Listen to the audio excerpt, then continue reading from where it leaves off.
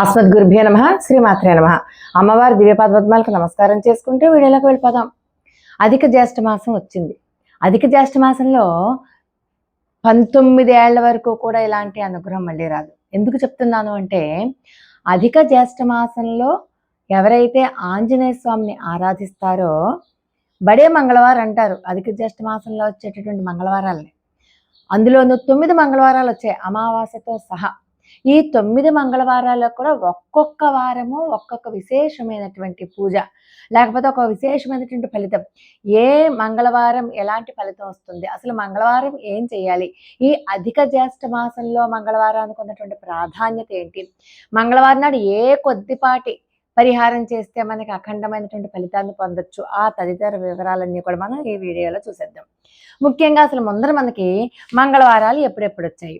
అధిక జ్యేష్ఠ మాసం మంగళవారం ఎప్పుడు వచ్చిందంటే 19వ తారీఖు వచ్చింది.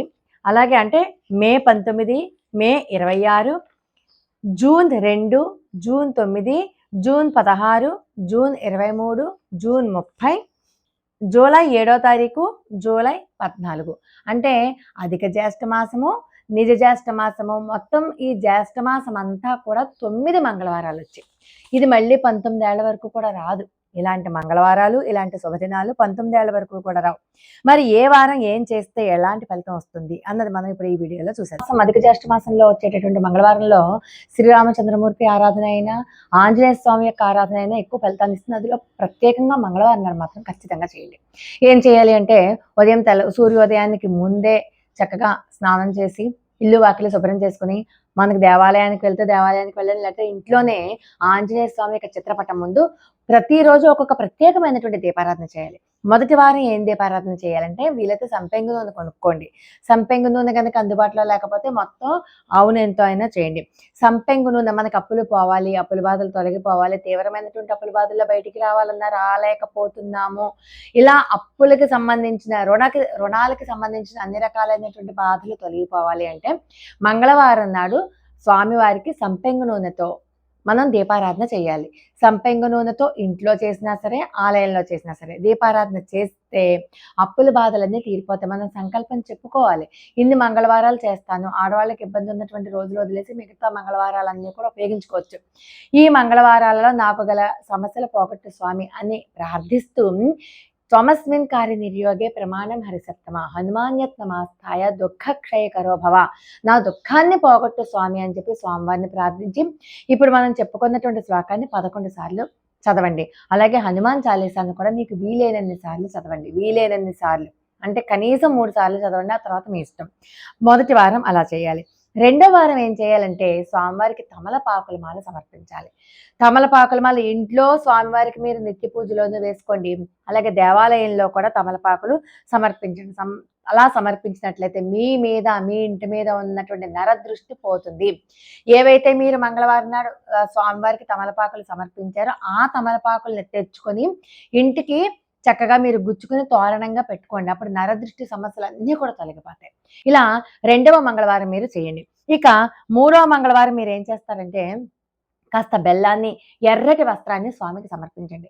మీరు ఎప్పుడైతే ఆలయానికి వెళ్ళి ఎర్రటి వస్త్రాన్ని, బెల్లాన్ని సమర్పించి స్వామికి అర్చన చేయించుకుంటారో, ఎవరికైతే ఉద్యోగం రాలేదో, నిరుద్యోగంతో బాధపడుతూ ఉన్నారో, ఉద్యోగంలో సమస్యలు ఎదుర్కొంటూ ఉన్నారో, ఉద్యోగపరంగా ఏమేమైతే కావాలి అనుకుంటారో ఆ కోరిక ఖచ్చితంగా నెరవేరుతుంది. కాబట్టి మూడవ వారం మీరు బెల్లము, ఎర్రటి వస్త్రాన్ని స్వామికి సమర్పించండి. ఇక 4వ వారం మనకి ఏదైనా ఇబ్బందులు, అవి చెప్పుకునే ఇబ్బందులు కావచ్చు, చెప్పుకోలేని ఇబ్బందులు కావచ్చు, అలాంటి ఇబ్బందులు కనుక వచ్చేటటువంటి సందర్భంలో మనం స్వామివారికి తమలపాకులు, ఎర్రటి గులాబీలు సమర్పించాలి. అలా సమర్పించినట్లయితే మనకి ఏవైతే ఇబ్బందులు ఎదురుతున్నాయో, ఏదో ఒక సమస్య, ఏదో ఒక ఇబ్బంది, ఏదో ఒక అనీజినెస్, అలాంటివన్నీ కూడా తొలగిపోతాయి అన్నమాట. ఇక 5వ వారం కుటుంబంలో ఉన్నటువంటి సమస్యలు పోతాయి. ఎలా పోతాయి? స్వామివారికి అరటిపళ్ళు సమర్పిస్తాయి. ఎన్ని అరటిపళ్ళు సమర్పించాలి? స్వామివారికి 5 అనే సంఖ్య అంటే చాలా ఇష్టం అని చెప్పి మన అందరికీ తెలుసు కాబట్టి 5 అరటిపళ్ళు గనక స్వామివారికి సమర్పించినట్లయితే కుటుంబంలో ఉన్నటువంటి సమస్యలన్నీ పోతాయి. కాస్త ఎక్కువ పళ్ళు సమర్పించుకున్నా కూడా ఇబ్బంది ఏమీ లేదు. అప్పుడు ఆ నైవేద్యం పెట్టినటువంటి పళ్ళని అక్కడ ఉన్నటువంటి వాళ్ళందరికీ కూడా పంచిపెట్టడం అన్నది కూడా చాలా ముఖ్యమైనటువంటి విషయం. ఒకటో రెండో ప్రసాదంగా మనం కూడా ఇంటికి తెచ్చుకోవచ్చు. ఇక ఆరవ వారం.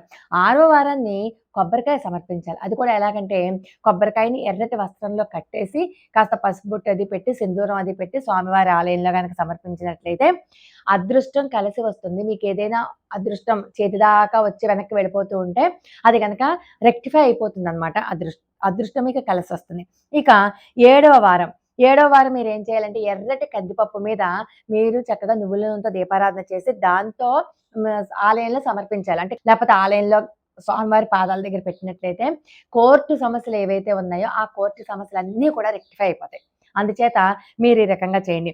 తర్వాత 8వ వారం బూందీ లడ్డు సమర్పించాలి. స్వామివారికి చాలా ఇష్టమైనటువంటి ప్రసాదం బూందీ లడ్డు. ఆ బూందీ లడ్డు గనక సమర్పించినట్లయితే మీకు ఏ రకమైనటువంటి సమస్యలున్నా పోతాయి. అన్ని పనులలో కూడా విజయం సంప్రాప్తిస్తుంది అనడంలో సందేహం లేదు. అలాగే 9వ వారం ఏం చేస్తారంటే మీరు అప్పాలు గాని, వడమాల గాని స్వామివారికి సమర్పించండి. శ్రీరామ జయ రామ జయ జయ రామ అన్న మంత్రాన్ని యథాశక్తి సమర్పిస్తూ 11 సార్లు హనుమాన్ చాలీసా చదవండి. మీరు ఈ ప్రతి వారము కూడా హనుమాన్ చాలీసా చదవడం మాత్రం మర్చిపోవద్దు. ప్రతి వారం హనుమాన్ చాలీసా చదవండి. మీకు మొట్టమొదటి వారం సంపెంగ నూనె సమర్పించమన్నాను కదా! ఒకవేళ మీకు సంపెంగ నూనె గనక అందుబాటులో లేకపోతే అందుబాటులో ఉంటుంది, ఖచ్చితంగా దొరుకుతుంది.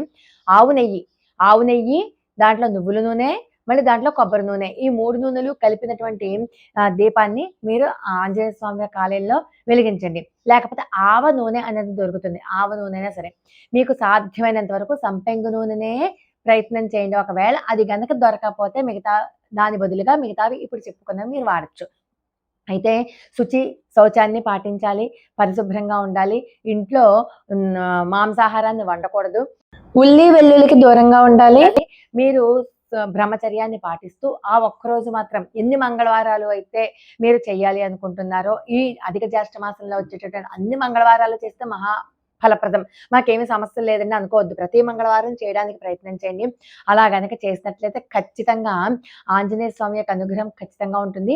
శ్రీరామచంద్రమూర్తి యొక్క ఆరాధన కూడా చేయండి. రామచంద్రమూర్తి ఆరాధన ఎవరైతే చేస్తారో వాళ్ళ పట్ల ఆంజనేయ స్వామి యొక్క కరుణ ఎక్కువగా ఉంటుందన్నమాట.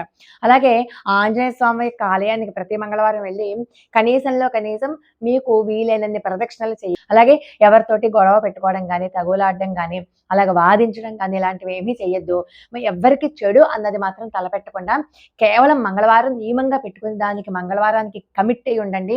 వీలైతే ఉపవాసం చేయండి. ఉపవాసం చేయకపోయినా కనీసం పోనీ ఒక పూట అయినా భోజనం చేసి రెండవ పూట పలహారం లాంటిది తేలికపాటిగా పలహారం లాంటిది తీసుకోండి. ఇలా చేసినట్లయితే అన్ని సమస్యల నుంచి బయటికి వచ్చేస్తారు అనడంలో సందేహమే లేదు. హనుమాన్ చాలీసాని మాత్రము వీలైతే 3 పూట్ల 3 సార్లు చదివినా పర్వాలేదు. రాత్రి నిద్రించే ముందైనా సరే కనీసం ఒకసారైనా సరే చదువుకుని పడుకోవడానికి ప్రయత్నం చేయండి. అధిక జ్యేష్ఠ మాసంలో ఆంజనేయ స్వామి వారి యొక్క ఈ మంగళవారాలను మాత్రం ఎవ్వరూ వదులుకోవద్దు. అత్యద్భుతమైనటువంటి ఫలితాన్ని ఇస్తాయి. లోకా సమస్త సుఖినో భవంతు. మరొక అద్భుతమైన వీడియోతో మళ్ళీ కలుసుకుందాం. అంతవరకు నమస్కారం.